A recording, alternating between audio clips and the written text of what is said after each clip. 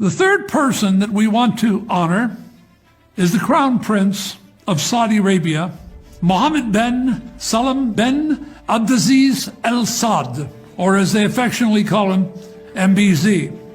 I want to take a moment to explain to you why we're honoring His Excellency the Crown Prince.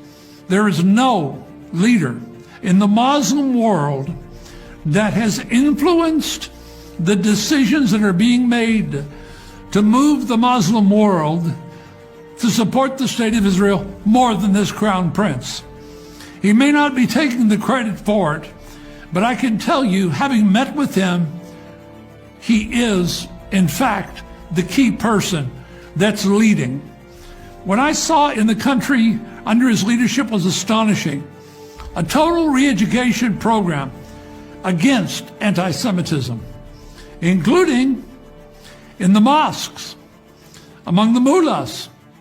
They don't allow them to preach jihad and Jew hatred anymore.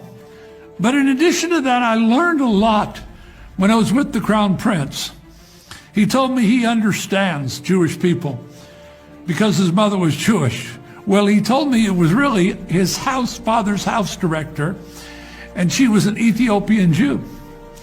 He also told me his personal feelings about Israel, and he said the Palestinians have a simple solution. They need to copy Israel.